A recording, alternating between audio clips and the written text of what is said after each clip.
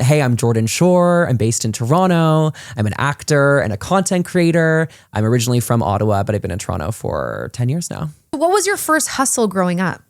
Okay, my first hustle, I mean, like ever since I was little, I always loved entertaining, performing. And we used to have these Friday night dinners at my grandparents' house. Yeah. And so all the cousins would always put together like a little family talent show every Friday night when we would have like our dinners. That's the funniest thing ever. So we would charge them in like sticks of gum. And then eventually we'd be like, oh, today is a nickel to get in to the show. And then next week we'd be like, oh, so we've upped the price to a dime. And then we'd do like a little talent show for the family. Okay. But then otherwise was always just like trying to like teach at like drama summer camps in Ottawa where I grew up.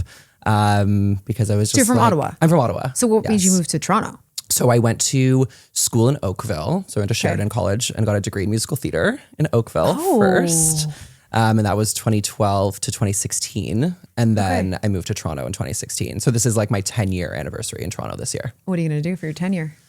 Get drunk. No, I don't know. Just, I mean, it was in May. It was May 1st. Okay. So we're a little just, late. Just like, we're a little late, but just like we just Do like, you love Toronto? Went out. I'm obsessed with Toronto. It's definitely my city. It's a city that's done so much for me in my life in like every facet. And also just like, I think also just like growing up in Ottawa, I feel like having the like sparkle of like the big city, you know, not like Ottawa's like the tiniest city ever, but it was very like suburban. And then like living in Toronto, it's like, okay, I feel like I have that, like that magic of the big city kind of energy. Even like 10 years later, I feel like it still keeps me like excited. I went to Ottawa last week. Oh, yeah? For a food tour. Oh, okay. And it took me one day. And then I was like, okay, gotta go home now. Did you go to Riviera? Is that for dinner? What is that? No, but I was only there for literally from 9 a.m. until 4 p.m. Okay, so you had shawarma.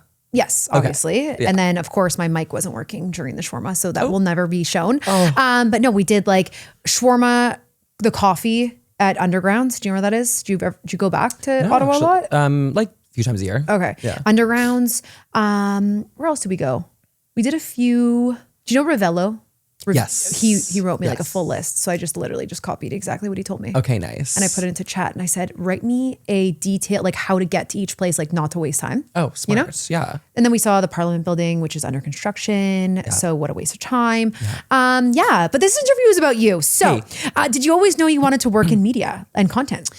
You know, I definitely, like I said, you know, I always like knew I wanted to entertain in any way, shape of the word. Like, you know, obviously like the vision being young was like, I'm going to be an actor. I'm going to be like a family channel, like child star. Like that was kind of always like the dream. And then obviously I went in Ottawa, I went to a high school. It's called Canterbury, and it's there's arts programs in the high school. So like I was in a drama program, and that was like my high school experience. And I went to school for musical theater. So I was like, you know, really like following my like meant to be on stage kind of track.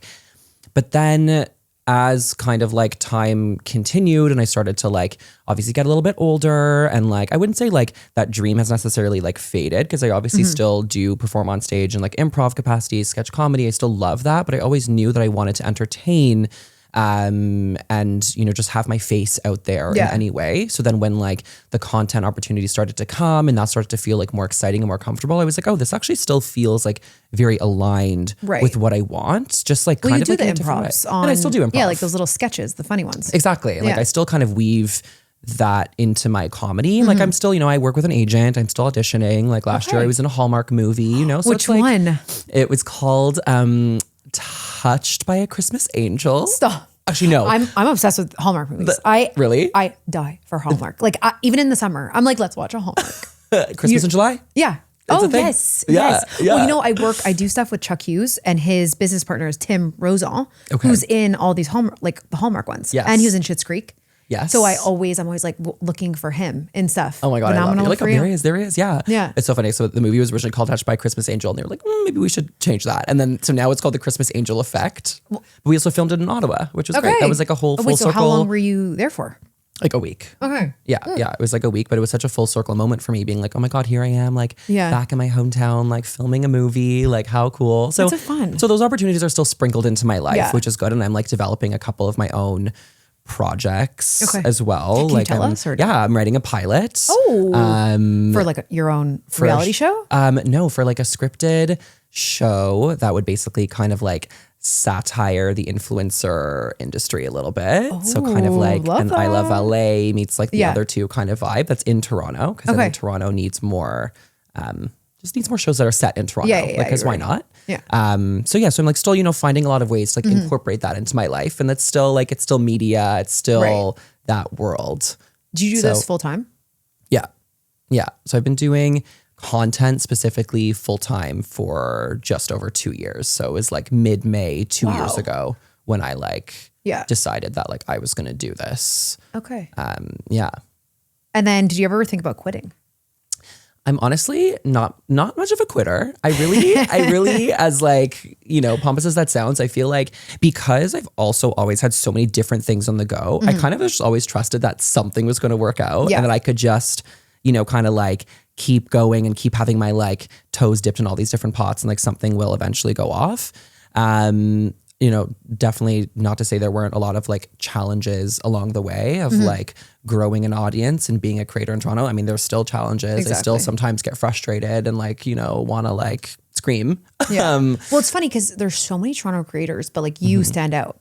I don't know why. Do you know why? Thank you. Well, you know, I do think part of it, yes, I think I'm just, I do have original like a very content. Original content. I feel like I am very, you know, open-minded, and I kind of have this way of like viewing the industry from this like outside lens where I kind of like see it for what it is and I don't let it take over my entire life and I don't let it like affect my personality. Like I am the exact same Geordie as I was, you know, years ago when I started. And I do think that this industry does tend to change some people when they get clout and they get notoriety. And it's like, at the end of the day, again, it's quite saturated. There's so many creators. How are you going to stand out? I think just becoming like another like basic, you know, influencer isn't enough anymore. Like you need to have other things differently than everyone else. Yeah. Well, I do think like weaving lots of comedy into my content really does help, because then it's like people are like, oh, he's not just this like restaurant reviewer, like come with me style influencer, which obviously like sometimes I have to be like, you know, to like ensure that I'm working and getting those like commercial deals.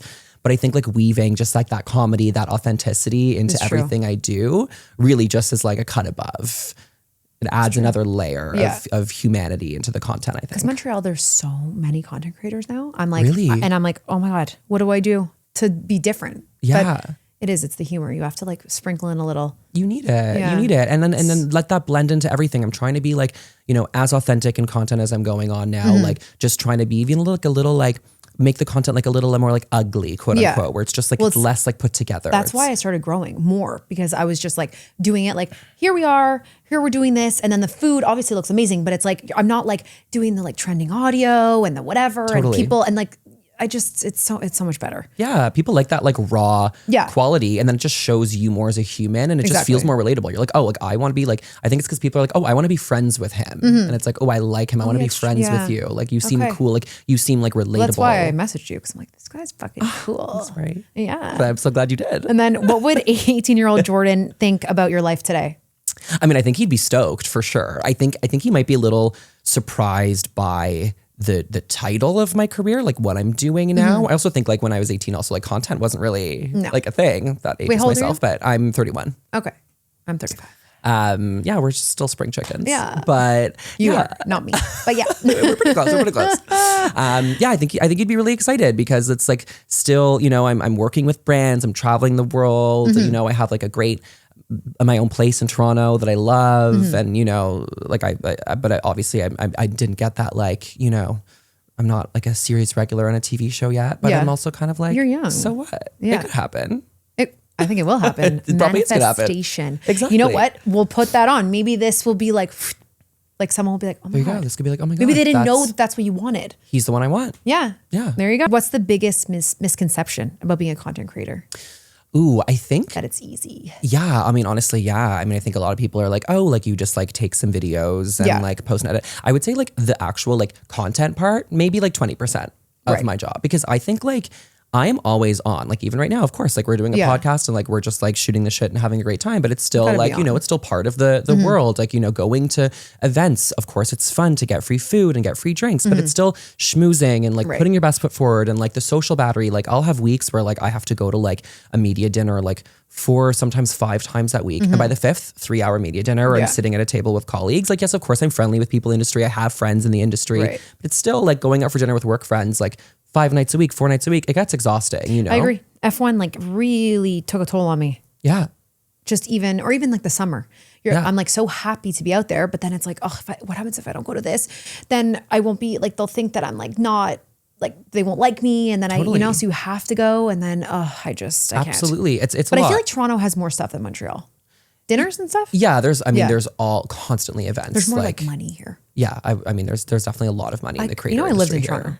Oh, no way. Couldn't hack it. When were you, like, where were you in the city too when you were here? Well, yeah, also, so one of my friend's parents had like real estate on Bloor and Sherbourne. So I lived with her and her sister and myself. And I don't know, I just couldn't get into it. Yeah. But you know what? I'm weak, I guess. Well, everyone says that. They're like, you can handle Toronto. I'm like, okay, well, whatever. Yeah. Well, I mean, Montreal's still amazing too. And like, if you find your way, then it's like, you can end up back here but too. You've also like, made friends. Yeah. Yeah. Also like coming from like, when I was in school in Oakville and like a lot of people, like we moved to Toronto. So like, I feel like I came to Toronto with like a pretty solid base of like friends already too.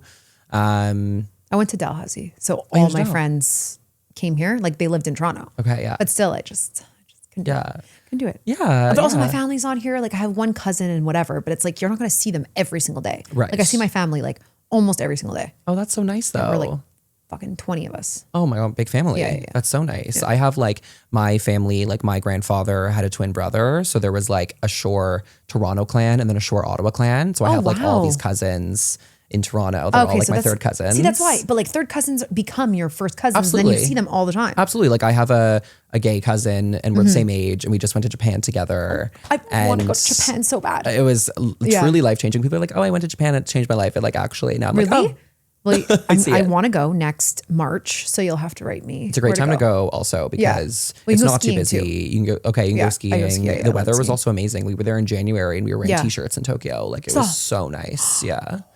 But yeah, so having, I really want to go. Yeah, you have to. Okay. You have to. And then make like a big trip. We're getting so sidetracked. It's okay. But you know what? Japan's worth it. That is what friggin' podcast is supposed to be. Yes.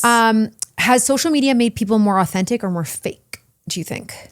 I honestly feel like both, because I do feel like obviously it gives people a platform to show who they really are, but it also gives them a platform to create who they want to be. Like I feel like it really is what you want. And like, I don't even really know if there's necessarily right or wrong. Cause like if you're like not being authentic, but you're like getting your bag and you like have a huge community and huge following, like, you're still fulfilling a purpose of social media, but you could also be doing the same thing and just like showcase yourself, like sitting on the toilet. So what's the most ridiculous trend you've seen?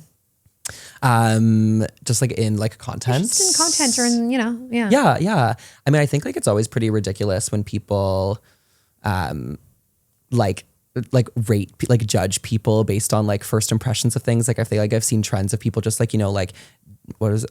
Do people even do that anymore? Where it's like you watch like a video, what's that called? Duet? I guess duet. Oh yeah, video where duet, people like duet videos and just like have like reactions to people and stuff. Like I always kind of thought that was weird. Maybe it's I was like never rage bait? Yeah. I don't know. It's weird. I mean, like, which obviously like people love to like watch, but it's always like, kind of like, I feel like the duetting like people's content and then like tearing people's content down and like watching unless it's like something bad and then you're like, totally, like someone who's like being mean to their dog or something, then that's fine. Yeah. But like people, I don't. Yeah. I always thought that was like weird. Unless like they were also like duetting like themselves a couple years ago. Like fine. But fine. Like I always found it kind of a little. Someone duetted me literally because I put up a video of my dad wearing a tuxedo, like just being like, it's Father's Day, but I was like, oh, it's Father's Day. Like you're going to put on a tux and serve us food. Obviously this was like a 30-second video. It was for 2 seconds. And I got so much hate because people are like, if this was Mother's Day and you made your mom put a like a dress on and serve you, what would happen? Blah, blah, blah. I'm like, it's really not that serious. I just made my dad serve us something by the pool, get over it. But you understand, I got like 1 million views on Instagram. People were fucking flipping. Oh my God. But you're like, thanks for the engagement. Yeah, everybody. I know. Yeah, but sometimes I'm like, but then I wrote, and I pinned it. I said, this is a joke. And they're like, jokes are supposed to be funny. Oh my God.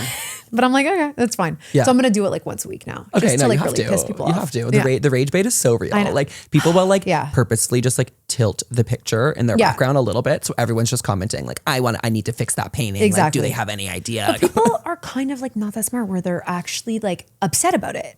But it's like, that's the point. I think it's mostly like older people because they don't get, or people that are not in creation, like content creation.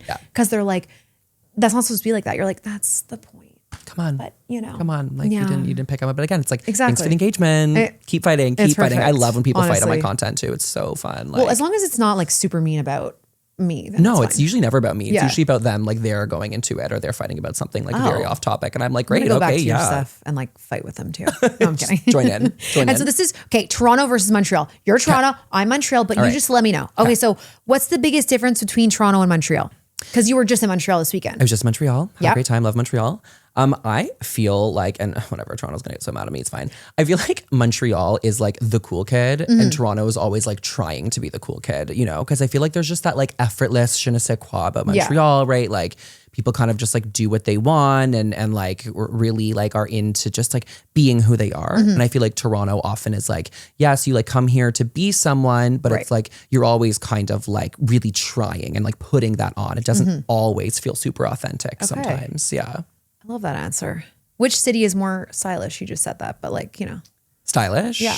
I think Montreal. Okay. For sure. Yeah. I think there's also just like better vintage shopping in Montreal. And Yeah. Like, I feel Well, actually, you know what? I was going to maybe go vintage shopping after and go to on Queen Street. I feel like they have good stuff there. There is definitely some good. I think Kensington Market is still like the best hub in Toronto. There's like a huge Public Butter, which is like one of like the biggest kind of That's like what it's vintage called? store, Public Butter. Okay, I'm going to have to ask you before we leave. And then like in Parkdale, there's some good thrifting too, which is on Queen Street, just like further west. But I guess Montreal just has a bigger selection. Like we just went to Jeans. I know that's not vintage, but like I don't even know what that is. you don't know what Jeans That's is? concerning. Oh my God. You need to go there immediately. It's very overwhelming, but it's like this like crazy like jeans like factory store. And like I really have to look this up.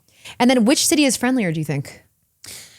You know, I also think Montreal. I think and the reason I say that is because something that I always found kind of frustrating about Toronto is the nightlife culture. It's very hard to meet strangers and to talk to people you're not out with. Like whenever I travel, whenever I go to New York, if I'm in London, wherever, I find it's very easy to go up to people and be like, where are you from? Like, what's up? How are you guys doing? I find in Toronto, it's very difficult to approach strangers and just Maybe like 'cause you strike live up here, though. conversation. Maybe, I don't know. Because like maybe you just have like, I don't think I would do that in Montreal. Yeah. Okay. So, Then maybe that's why. Maybe like the lens is always like, you know, it's like grass is always greener. Yeah. Like I feel, like I definitely like meet people in Toronto that are always like very like friendly on the street. Like obviously like you will meet people that are like assholes, but there's assholes everywhere. I mean, Montreal too. But also same time, like some people in Montreal, like if you don't speak French, which like I used to be bilingual, like growing up in Ottawa, like I don't really speak French anymore.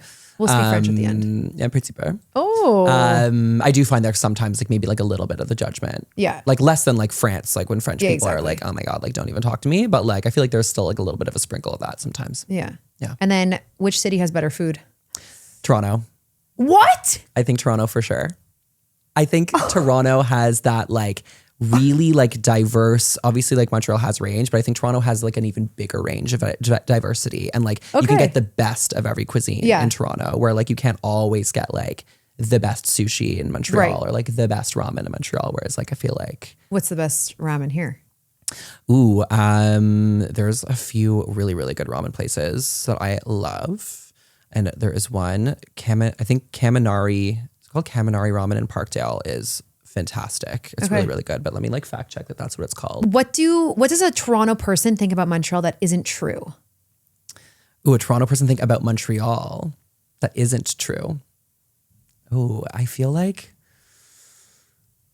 maybe that like people in Montreal like don't, I don't want to say like don't care, but I feel like maybe like people think that people in Montreal like so like European and that people like have that like really like laid back kind of like lifestyle. But I think there's definitely still a grind culture in Montreal for sure. Obviously, like it's that big city, like hustle, you know. That's so funny. Yeah. I love talking to a Toronto person. This is amazing. And then, okay, so does success feel how you thought it would feel? I honestly no, because I think like for me personally too, like I'm always kind of like striving for the next thing and like trying to see how I can grow, seeing what's going to come next. So sometimes I find it hard to just like live in the success also and just be like, I am here. It's like definitely like the journey that you also need to appreciate instead of the destination. So I feel like even though like, yes, I am quote unquote successful, I still feel like I have all these things I still want to achieve. So it's hard for me to be like, I'm like successful because I've done everything I want to do. And like, do we ever do everything we want to do? Yeah. So I don't know. I feel like I'm like caught in that, like I constantly try to remind myself to enjoy the journey as well and be like, okay, this is still awesome, even though I still have goals, which is really healthy. And then what keeps you motivated? I would say just like, I mean, there's a few things, obviously, like my community, my, audience, when they're saying like, keep going, we love your content. Like when I meet people on the street that come up to me and say, we love what you're doing. Like you show me the best places to go. Like that is huge motivation for me because I feel like I'm reaching people, I'm helping businesses, I'm doing something. But I think also just like my curiosity as an individual, just like wanting to be like the first one to discover something new and like just like getting that like dopamine rush of like having something like pop off because like you were the first one. I feel like that always kind of like keeps that like fire under my ass to like keep creating. And then what advice would you give creators who are trying to grow? I would say trust in the long game for sure. Like even if like something pops off and you go viral or get a bunch of followers, it's really still not about like individual performances. You really have to like keep going and like try and just be your most authentic self in every way to like carve out your corner. And like it doesn't happen overnight. And I think a lot of people, like especially like people who are like younger, like just like aren't good at sticking things out. And I think like you really have to and like have other things you're passionate about too to like do along the side because like I think you will burn out if you like are only doing content. Like that is real for sure. I find it's a lot. Oh to my keep God, a so video much. like every single day. It's multiple so much. videos. Yeah. It's like a lot. Yeah. Like I've learned now to like curate a little more. Like obviously when I was first doing it was like post every day on TikTok, post 3 times a day. Did you grow like, a lot when you did that? Like yes and no. Like again, it was like some things popped off, some things didn't. And then I was kind of like, okay, now that I feel like I have like a more of like a carved out audience, I'm like, okay, now I can like really curate and be like, okay, would I rather do like 10 mediocre posts or do 3 like really strong posts that I know are going to perform well that are like, you know, my bread and butter style posts. That's which interesting. which I think has like helped my sanity. Yeah, for sure. As I said, it's a lot. Yeah. And then rapid fire. Okay. King West or Ossington? Ossington. Leafs or Raptors? Raptors. Toronto's most overrated neighborhood? Ossington, only because I think Ossington is getting overrated. I think it's about to become overrated, like because for a long time, I know this is rapid fire, sorry, but I know, but Ossington used to be like the neighborhood and it's still like there are certain spots that I still love on Ossington, but I think as a whole, it's starting to get into that overrated territory and like you can kind of like find better spots elsewhere. Oh, well, yeah, my friend just moved from Ossington because she said it was like way too, like not the vibe anymore. Well, there was a really, really funny TikTok that came out recently that was like, Ossington is the new King West, Geary is the new Ossington, and King West is the new Barrie. Geary, what the hell is that? So Geary is the like, which is also now kind of like almost already starting to become overrated because Geary is like a bit more north on DuPont. There's like really cool wineries, breweries, pizza, pasta, like cool restaurants. But already like that's what happens with Toronto. It's like once a street becomes popular, it like becomes overrated so quickly. And which one was the Barrie one? What did you say? King West is the new Barrie. Oh my God. Oh my God. And then best coffee spot. Ooh, there's a couple. I mean, I'm a sucker for Pilot Coffee. I love Pilot, but also there's a cute little coffee shop on King West called Shy Coffee. And I find their coffee is just like I'm gonna go try that. So good. It's very small. I went to Dua's this morning. You know what that is? Actually, I don't think it's so. It's on Yonge, like in Rosedale. Okay, cute. Dua's? Okay, I'm never usually up there. Yeah. But Rosedale's such a beautiful neighborhood. Yeah. Just because I was like driving and I'm like, oh my God, I just like Googled like most viral like coffee. Did you get like a fancy, like a big I got fancy? a tiramisu. Like a tiramisu like a coffee. Yeah, but which is very sugary, but like I wanted to see if it was good. And it's actually good. Good. Very sugary, but like that's what you're getting. Yeah. You're getting a fucking tiramisu coffee. Yeah. You know? Biggest Toronto red flag. If you live in City Place. Most Toronto sentence ever. We should hang out soon. Most Toronto fashion crime. Wearing sweatpants to the club. They get in? Sometimes. I have really been weird. in clubs and bars in Toronto and seen people in sweatpants, like Roots sweatpants, and I'm like, go home and change immediately. Maybe they think it's like a vibe. Yeah, like they're so wrong if they think that. Oof. It's not cute. If someone was moving to Toronto tomorrow, what's the one thing you'd tell them? About like content, life? Yeah, I think 2 things. First thing is make the most of the summer because Toronto does summer really, really, really well. And it's very short. It's already like summer's done. I know, I'm so... It started yesterday. It's done today. And then I would say also just like Toronto is really one of those cities where you'll get as much out of it as you put into it. Right. Like if you thrive on like going out, trying new things, meeting people, you know, like immersing yourself in that big city life, you will love it. But if you fight that and you're like, I want to be a homebody, like, I, you know, like obviously the winters are tough, you know, especially in Toronto, then it's like, you're not meant to be here. Okay. And then we're going to do the extra questions, if that's okay with you. Of course. First impression of Montreal food scene since you were there this weekend. Yes. I mean, honestly, I am always blown away by food in Montreal.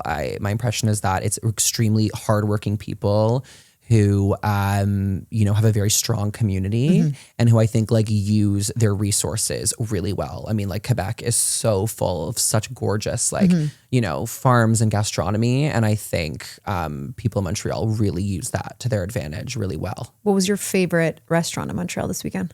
Definitely Pasta Pooks for sure. What'd you get? So we got 3 pastas. They had a lobster special. Oh. It was unreal. Was it in the like good. ravioli? Like what it was like it? chunks of lobster with like a lobster emulsion and then like a ricotta filled like fresh made pasta. Did you sit in the big room? So we sat in the little room. It was actually funny because we were so nervous about getting a table because we were just walking in. Yeah. And then they were so chill. They were like, yeah, like it's not really like a table, but we kind of just like a high table, no? Yeah. We just like, it was 4 of us. We just like shoved 4 chairs in a corner. We were like eating plates on our I was so good there. But I was like, I don't care. I will eat this pasta on a plate off my lap. Like, it was so good. That good. And did you see them making it in the back?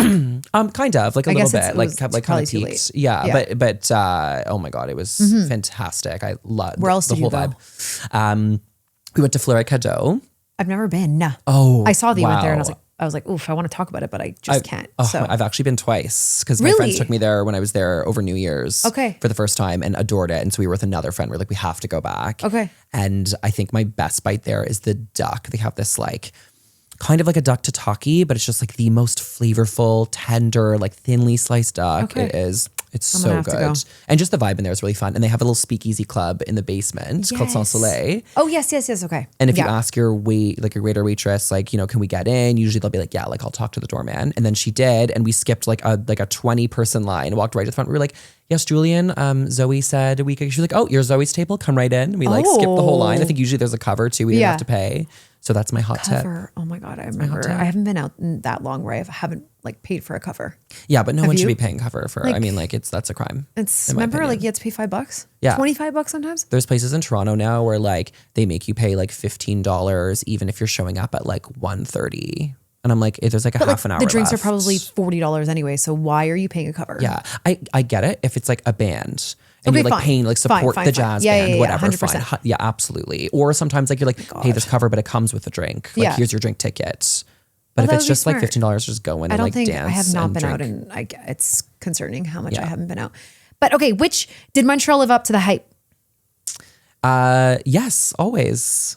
I think Montreal is always living up to the hype. Obviously the rain sucked, but I just like love the nightlife culture there again. Also, just like there's so many more places to go. Like every neighborhood has a really cool spot. In Toronto, it's what was very your favorite Montreal neighborhood? I mean, I really love the Plateau. Okay. I feel like where did you stay in the Plateau? Yeah, my friend lives in like Villeray. Okay, so I guess that's like one side of the Plateau. Yeah, right? That's still technically Plateau. It's like Little Italy. Yeah, yeah. But yeah, I just love that like there's Toronto, it's very like pockets of places. Like everything's on one strip. Right. But in Montreal, it's like you can find these amazing spots where it's like the one thing and there's nothing else around, but it's amazing. Oh. Which I really like. Well, I saw that you went to like St. Catharines and stuff like that. So you make like the trek to places. So if you come back to Montreal, you have to go to Dollard. Okay. It has such good food now. They have like the best restaurants. Ooh, okay. This is good to know. Your next time. Actually, because I'm from Ottawa, my like family's cottage, we have a little cottage in Saint Sever. Okay. So we're like 45 there minutes. is also some amazing Saint Sever restaurants, like Vieille Porte, like very good stuff. Cool. Are you going to go? You're going this summer? Usually I try to go at least once a summer. Well, it's gorgeous there. Yeah, no, definitely should. I'm not like a big skier, so like, I know, but like my place, it's winterized, so we can like go in the winter too. But it's just so stunning. It's so beautiful. Oh my God. Okay, this is good to know. What was the other Dollard? Dollard, yeah, and Point Claire. I'll send it to you. And then, which city has more overrated restaurants? I think Toronto.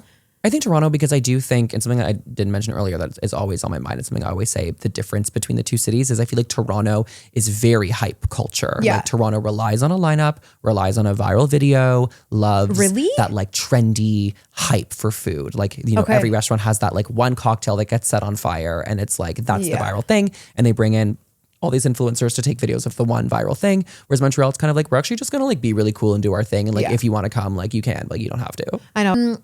What do you think are the biggest differences between Toronto and Montreal?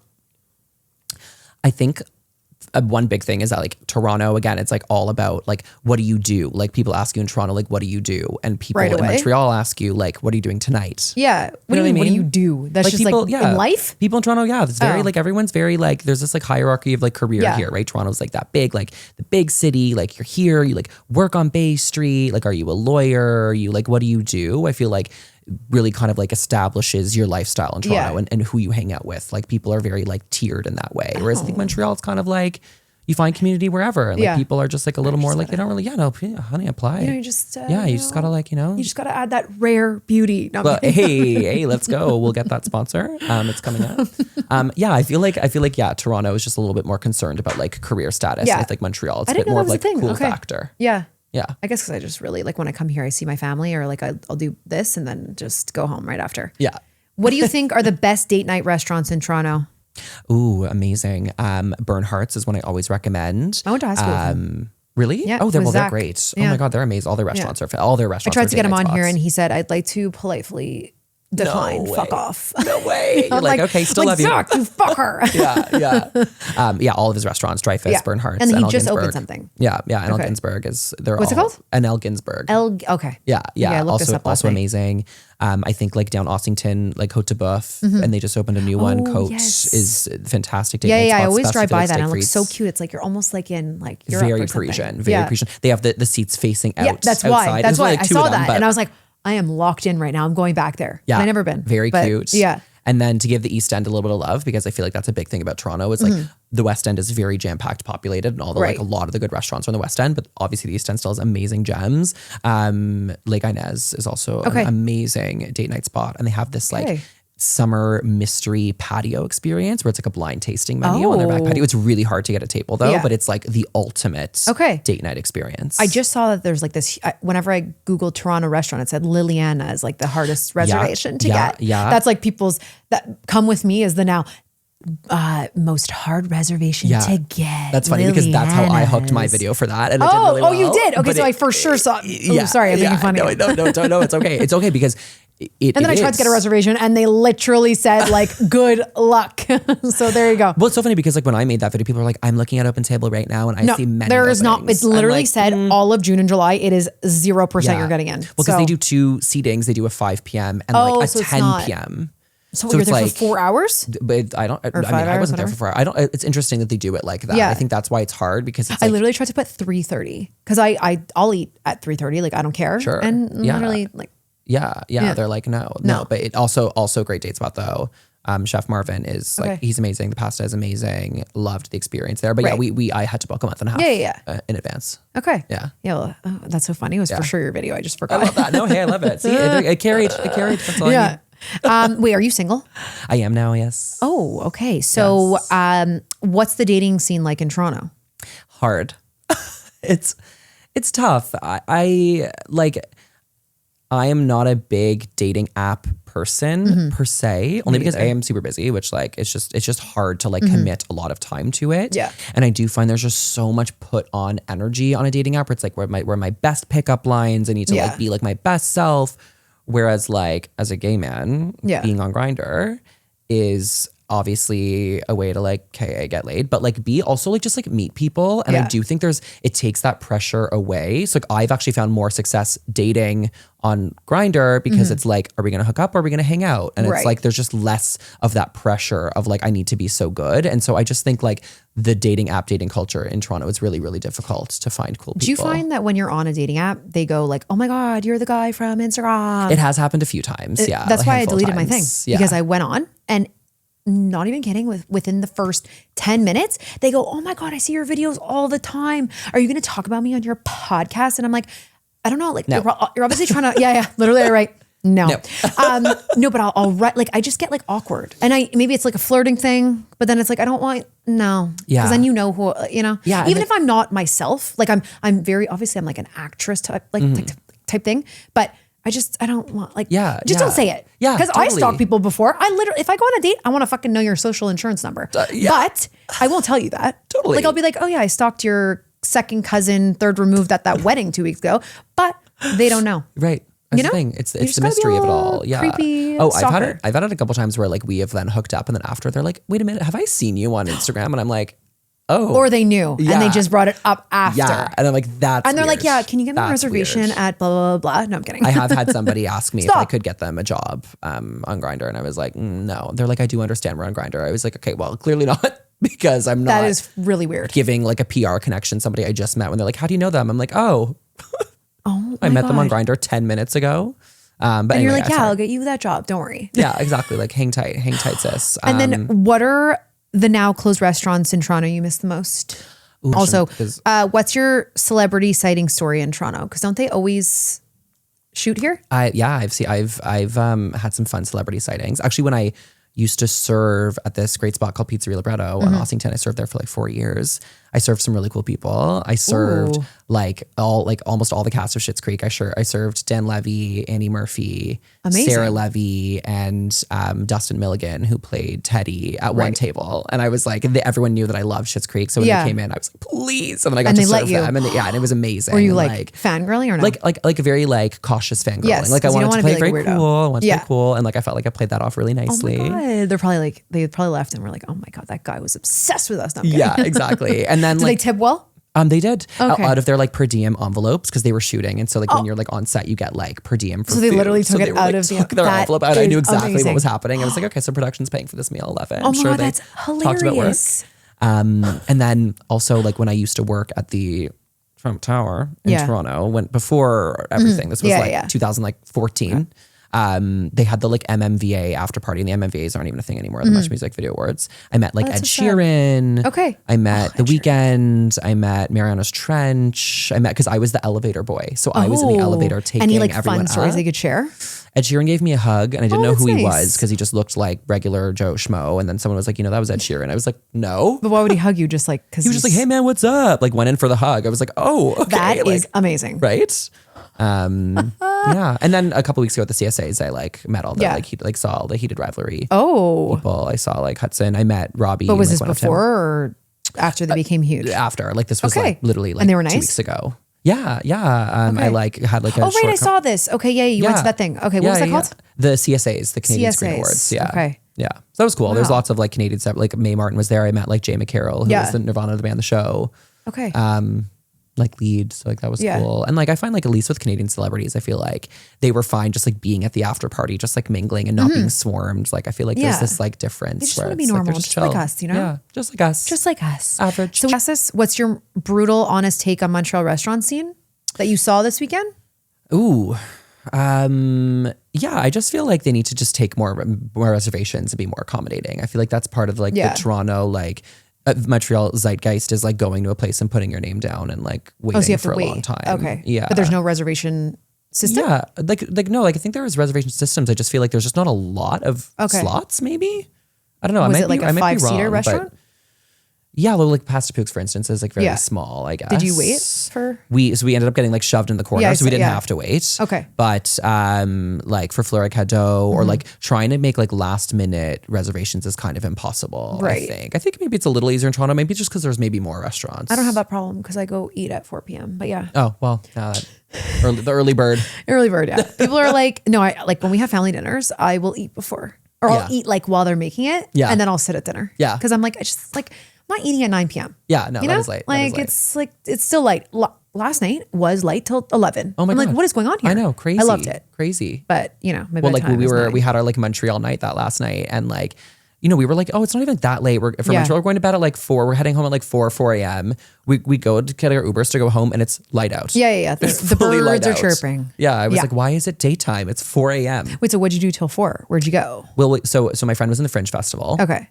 So that's why we were there. Okay. So I saw my friend's show, and then they had the like Frankie Awards night. So we went along with her to support, and we like went to the award ceremony, and it was at Cafe Campus, which I'd never been to, which is kind of like that's a so lull, old right? school. I love that. And so we were like there, and then we shut Cafe Campus down, which is a weird thing for a 30-year-old to say. And then we just like went back to my friends, just like had a nightcap. And then by then it was 4. You were like, you know, like at Stereo or something. Well, like New Year's we went to Stereo. Okay. New Year's Eve we went to Stereo. That was it fun? Intense. Fun. It was fun. Yes, Actually, it was fun. Yeah. Wait, so closed restaurant or no? Yeah, there's... Okay, so what are the now closed restaurants in Toronto you miss the most? Yeah, there was a couple places on College that closed that I loved. There was this awesome Tex-Mex spot called Hot Mess that I really loved. They just like had great cocktails. It was like kind of like an elevated Tex-Mex experience. Like definitely miss them. And then there was this really, really awesome spot. It was sushi. I think it was called Blowfish, maybe. They had like really, really good sushi. Like I really remember good, when I lived here, that was open. Yeah, I miss that rock shrimp. Specifically. Oh, I remember that. That's so funny. Yeah. It's not open?